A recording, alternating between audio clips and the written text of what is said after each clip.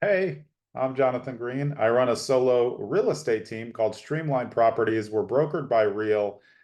Things are about to change for New Jersey home buyers, and these are things that you need to be aware of. So, if you're a New Jersey home buyer, a New Jersey home seller sometime in the future, or an investor, and especially if you're a real estate agent, this video is meant for you. Now, a lot of times at the beginning of videos where I'm going to go through contracts, a lot of other people will say, I just have to give you a disclosure because I'm not an attorney and I'm not giving legal advice. So I am going to give you that disclosure that nothing that I say in here constitutes legal advice. However, I am an attorney. I'm not licensed in the state of New Jersey. I have an active license in the state of New York, and I have inactive licenses in Florida and DC. But I do have a legal background. So it does help me to go through the contract that way. But again, nothing that I say is legal advice for a real estate agent, home buyer, home seller, or real estate investor.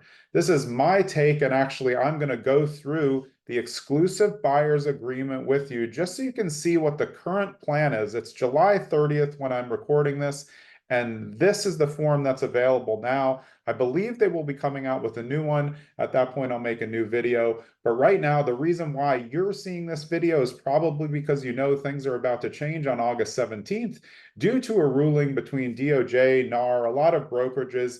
Things have changed in the way that home buyers are going to interact with real estate in general. So before August 17th and still now today, if you want to see a home, you can go on Zillow.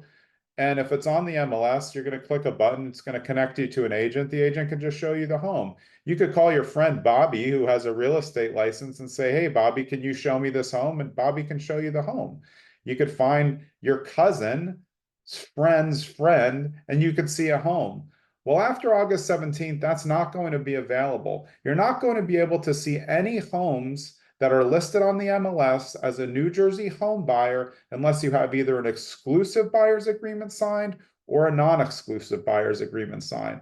I'm not going to spend any time really in this video on the non-exclusive buyer's agreement because I don't work that way, but generally that will be used for modified open house situations or for quick showings where something needs to be done. I believe some of the real estate portals out there are going to create these one-time showing things, but these forms are actually standardized. So although I'll be going through the one that is standardized now for New Jersey, that's the one that we're working with and expected to work with, I do believe it will change.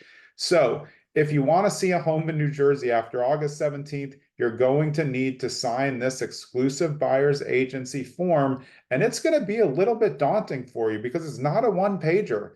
It's a few pages, and there's a lot of things in there that you need to be aware of. I'm just going to go over them broadly to give you an idea of what you have to look forward. You have 17 days or 19 days until this starts. Hopefully, this will give you a primer. Now, the hard thing is, if you don't know a real estate agent, it's going to feel weird to sign an exclusive agreement. But I'm just telling you, the only way you're getting into a house is if you sign one of the two agreements. So you may opt to sign a non-exclusive agreement, but I don't know that a ton of people are going to want to do that as real estate agents. I am a real estate agent. I've been licensed for 10 years. I've been transacting in real estate as an investor for more than 30 years. So I understand all sides of the equation here. I've been a home buyer my whole life, so I get it from every side. But the thing that you're going to have to be aware of is you are going to be signing into a contractual agreement to work with a certain real estate agent. And it's not just going to be a snap of the fingers to get out of that. I believe in free will. I think that if one party is not doing their job or one party doesn't show up for the showings, either side should be able to terminate. But that's going to be up for grabs, and eventually will probably be a legal issue, depending. But I personally find it unlikely that there's going to be a ton of lawsuits right now based on this suit. In the future, of course, these forms could get litigated just as what other things have gotten litigated between real estate agents in the past in terms of commissions, like procuring cause when you're representing a buyer and then they buy with someone else. Now you're going to have a contractual situation that may help in those things as well. So if you've made it this far and you're a home buyer, seller, or investor in the state of New Jersey, let's go. I'm going to share my screen so we can get this going so you can see the document that you're going to need if you want to continually work with the same real estate agent. All right.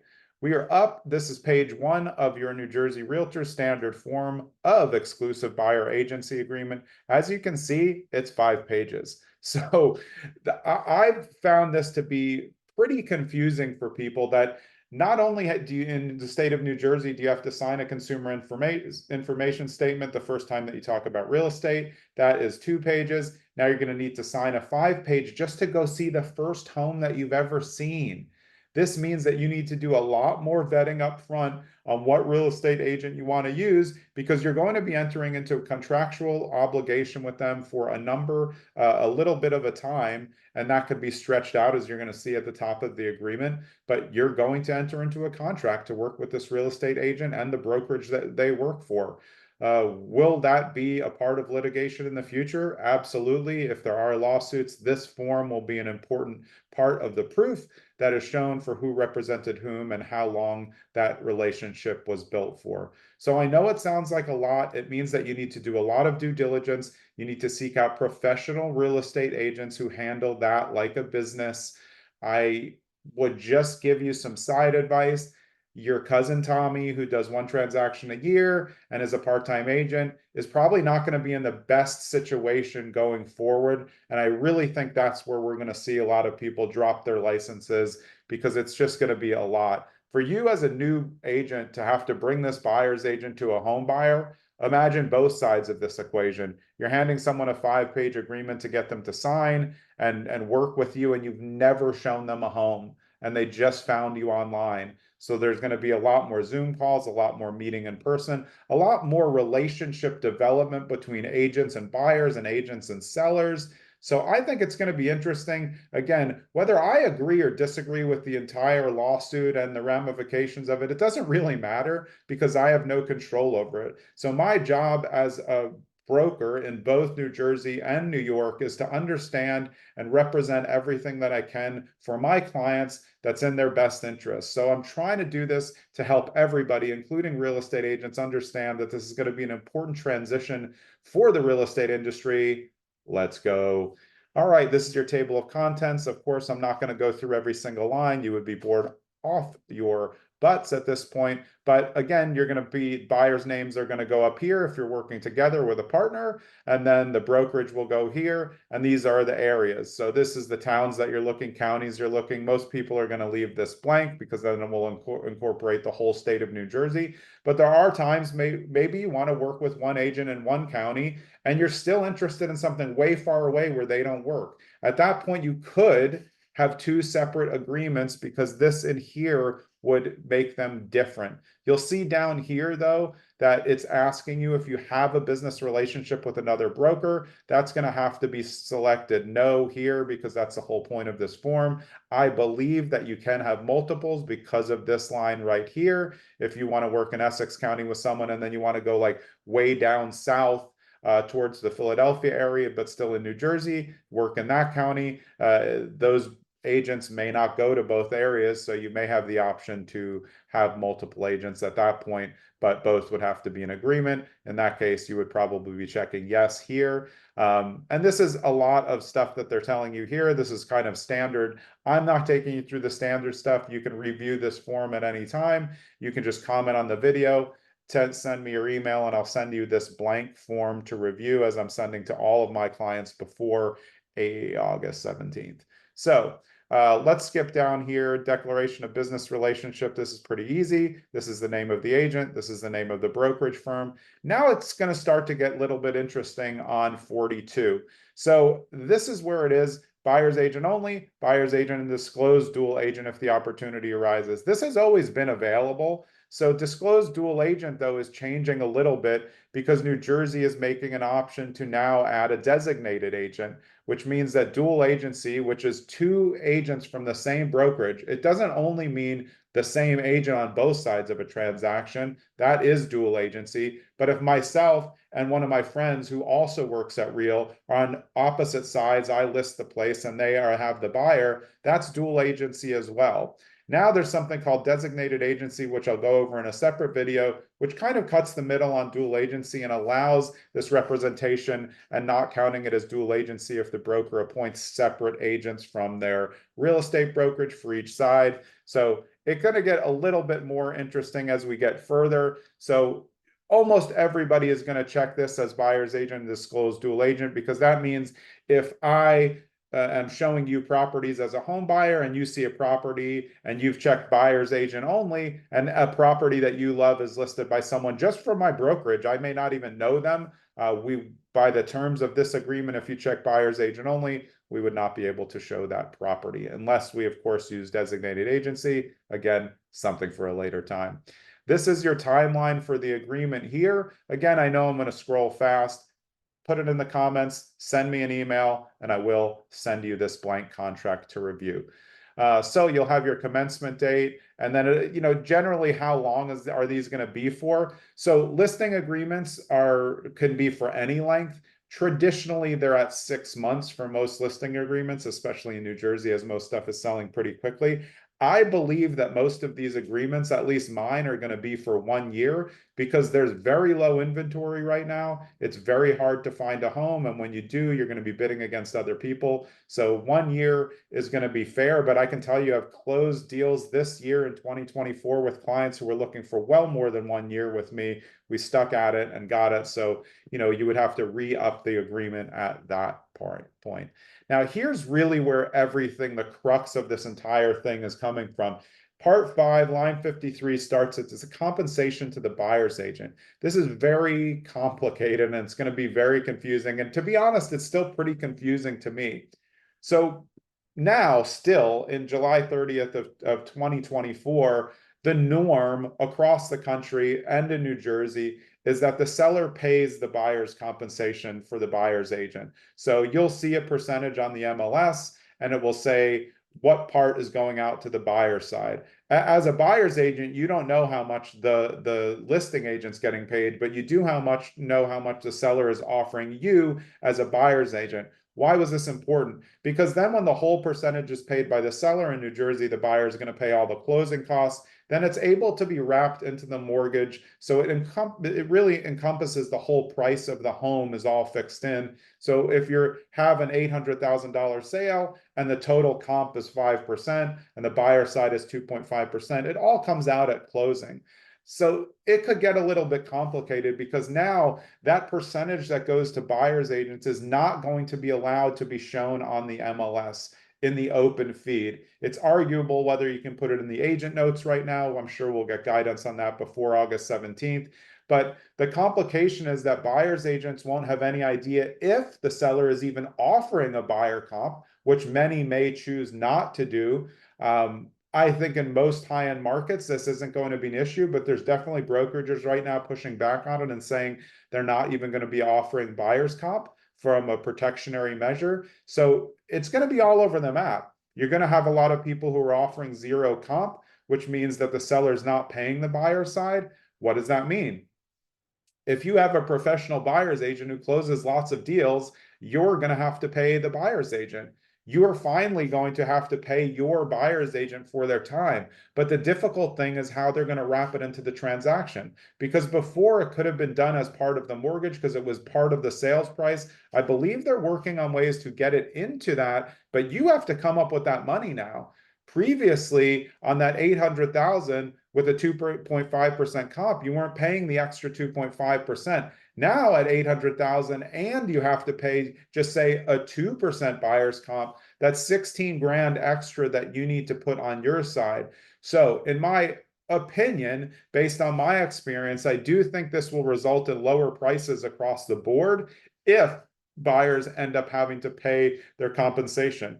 Now, as with all commissions, they're all completely negotiable. They've always been negotiable on the listing side. They're going to be negotiable on the buyer side. But this part of the agreement is the thing that's going to show what your buyer's agent, me, if I'm representing you, expects to get paid. And it gets really interesting. First, there could be a retainer fee now, which a lot of people don't do, but there are some agents who do have this transaction fee, retainer fee. So you may be looking at a retainer fee. And if I'm being completely honest with you, I'm thinking about this. The cool thing is the retainer fee can be applied to the commission in the end, however the commission comes out. So even if you have $1,000 retainer fee, it would get advanced towards closing any compensation due to the buyer's agent under this agreement.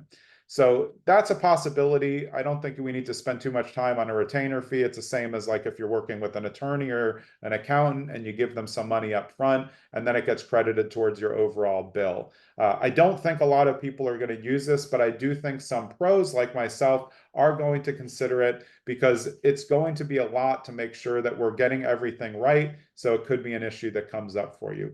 The brokerage commission is so important here because the problem with this is that what it's going to say is you can choose either a percentage or a flat fee. Most are going to choose a percentage, in my opinion. So if we go with what generally, if you're just falling in the middle, buyer's commissions usually are between 2 and 3%. They're always negotiable. So we always average it at about 2.5%. But if you put in here as a buyer's agent that you're only taking 2% and then the seller is offering 2.5%, you're not getting that extra 0.5% unless your client agrees to let you have it. And they may think that that disrupts the balance of the transaction because you contractually agreed to do it for 2%. Maybe they can get that as a discount part. This is where there's going to be problems between buyer's agents and their own clients. So I think that a lot of people are going to be going high here, whereas up to 3%. And then if the seller's offering a 2% comp, I think they're going to have to figure it out here. Again, there's a lot of stuff that you can go through in this part just to figure out how it all works. I'm not going to go line by line since we're already rolling through the video, but these are the important parts that you have to understand. What this protection period is you can go through on the expiration. A protection period is something where say you have an agreement for 6 months and you show a client at 5 months and 30 days and they're interested in the property and you've already shown it to them, the protection period would extend beyond that if they wanted to make an offer on that so you don't get cut out of that. That's been part of a lot of brokerage listing agreements in the past, so this isn't really a surprise. This is a very long agreement for a first-time buyer seeing a first-time home. It's a lot. So just think in your head that you're going to have a percentage in here or a flat fee that is basically the baseline for the commission. I think it's going to be confusing when the seller side is offering something different than is on the agreement. We're going to have to figure it out as we go. This is a transitional time in real estate, and I think it's on all of us to stay fully educated, listen to our brokers, listen to our brokerages, get the guidance from everybody who's sending it to us, our local boards, and make sure that we're giving the best information to home buyers, home sellers, and investors who are ready to do transactions after August 17th. So it is misconstrued out there that no sellers are going to offer compensation. That is not correct. The compensation will not be viewed on the MLS, but a seller may offer compensation to a buyer's agent as a cooperating broker. So generally, this is going to be done in just a little bit of a different way. It could be in the agent notes. It could be via text, which I find is going to be less transparent and be very difficult for a lot of agents. But it's just going to, again, be part of what we're going to have to do. If the amount of compensation a seller offers to pay the buyer's agent is more than the amount the buyer has agreed to, buyer shall be entitled to a credit of that amount that is more than the buyer has had to agree to. This is important. I was just talking about it before. If you agree up here to a 2%, like you're going to do this for 2%, and the seller's offering 3%, the buyer is going to take that 1% credit for themselves for sure. They're not going to cut you that extra percent unless they're really nice. That would be awesome, but I think they're going to want that credit, especially given the fact that the rules and the way that payments are is getting changed. If the seller's offer to pay a buyer's agent amount less than the buyer has agreed, that buyer's agent will be paid as set forth above. So that means that if you have 2% here, the seller's only offering 1%, the buyer is going to need to come up with that extra 1% at closing. So this is very interesting to me. So they go through a little checkbox here, and now this is going to be for you as a home buyer. So you're actually going to be able to check this and say what you want your buyer's agent to do and what you're looking to do in terms of the compensation. So let's go through it. I'm on line 107 in front of you. You can check these. You want your agent to introduce buyer to all properties that buyer's agent believes would be acceptable, regardless of the compensation being offered by the seller to buyer's agent. Now, this is important both ways because so if you check this button, it means that you want your buyer's agent to send you all the properties, whether it's a 0 comp, a 1% comp, 2%, 5% comp, you want them to send you those properties. But as a buyer, you have to understand that if you're agreeing to that and your buyer's agent has a 3% or 2% comp, that's going to be your responsibility on the ones that are lower. So this is a very, very important box. You're going to need to take time to think about it. You may decide that you don't want to see the prices, the places that don't have a comp, because then you're going to have to pay it. So that's going to be your decision to make. And this will say, do not introduce buyer to any properties where the following conditions exist. I can see this getting a little bit crazy, but you can put it down, but it'll definitely trim down what your buyer's agent is going to show you. Include in any offer to the seller that the seller will pay the amount buyer has agreed that buyer's agent will be paid for. So what this means is if you check this box is that as you're making offers, you always want as part of your offer, which is going to be very commonplace moving forward, that you want as part of your offer to say that the seller will pay the compensation that we've agreed to in the buyer's agreement. So up top again, if we've agreed to 2%, you're going to be offering whatever, 800,000 and 2% to be paid by the seller. It's going to come in the form of what was more considered a seller concession now, which was previously for other things that come up. Sometimes it's on inspection issues, but that's usually a credit. It can come in very many different forms. Sometimes the seller feels like, oh, well, I have to do a sewer, but I'm not going to do it. And this is pre-inspection, and they'll say they'll give a concession of 10,000 for a sewer. So that's very important here to know that if you want this, if you check this box, that means when we write an offer, we have to ask for the seller to pay the comp. Next one is include in any offer that seller will pay the amount buyer has agreed to. If buyer's agent becomes a disclosed dual agent, yeah, you have to read that one again. I'm going through it right now. It looks like the same thing, just as a dual agent.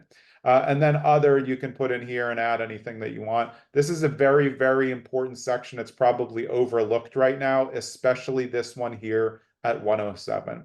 So line 120, paragraph 6, buyer's agent duty. This is important for you, especially if you're a brand new home buyer and you're signing a 4 or 5 page agreement to start. Look at what the duties of a buyer's agent are. You want to go through all these and make sure that you understand what they're going to do for you. And then you guys can agree. Myself may add other things in here just to show my expertise and professionalism and make it look better. Because look, this isn't going to be an easy agreement to get someone to sign that you've never met. It's going to be hard. And these are your buyer's duties. So it does go both ways.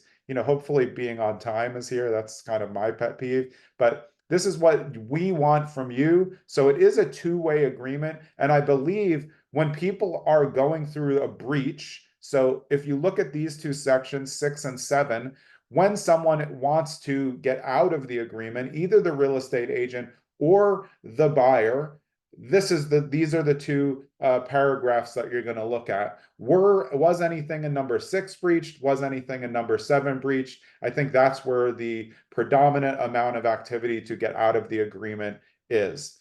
So this is important too. I've seen it. I've talked to my buyers about this. So it just says that if you and another home buyer, that I just use me as an example, if I represent you and another home buyer and you both want to make offers on the same home, that I can't give any confidential information about either of you to the other. In my case, I just send the exact same email verbatim to both with the same recommendations, the same pricings that I've looked at, so that it's very on the up and up. And I also disclose to both clients that there is another client. If either are uncomfortable, I would have a colleague step in, write the offer, and then pick up if one of them won.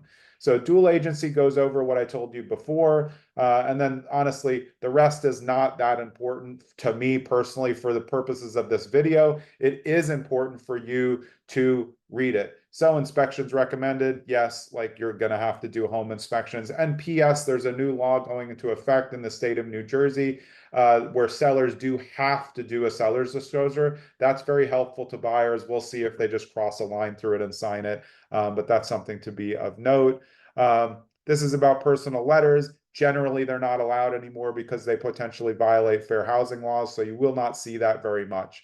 Referrals, class action. The CIS is something that you should always get as well. And here's your termination and breach. You can go through this on your own, but as I said, I think most of the breaches are going to be in these sections. I don't think it will be very hard for an agent to fire a buyer. No buyer is going to sue an agent to keep working with them. I really find that doubtful with the amount of agents out there. But I do think there are going to be a lot of buyers who sign an agreement too early or they felt like they had to just to see a home and then need to negotiate on the way out. So if you're a home buyer who needs to get out of the agreement, you're going to need to go in here and see if these things were undone to make your case. That's about it for this. So look, I could go through this again line by line. I'm going to stop the share now. As I said before, if you want a copy of this agreement, comment below, send me a private email, and I'll just send you a blank copy of the agreement for you to review. It's all there in the video. I've highlighted what I can. And remember that everything that I've said is not constituting legal advice in the state of New Jersey. I am a lawyer, but I am not licensed in the state of New Jersey. I'm only active in the state of New York and inactive in Florida and DC. But nothing that I said going through the agreement is legal advice. It's advice based on my 10 years as a real estate agent. I'm a licensed broker in New Jersey and New York and over 30 years of real estate investing. So I've tried to encapsulate all sides, buyers, sellers, investors, and real estate agents. So if you're a real estate agent watching this, this is the most important time in your career after August 17th, because a lot of bad things can happen if you don't follow the rules. Obviously, the real estate industry is being looked at with a magnifying glass. You want to make sure that you know what to do. Ask your broker, ask your brokerage, hop on all the webinars that you can so you are up to date. If you want to get in touch with me to discuss any part of this at all, feel free to send me an email at jonathan@trustgreen.com, and green has an E at the end. I hope this was helpful.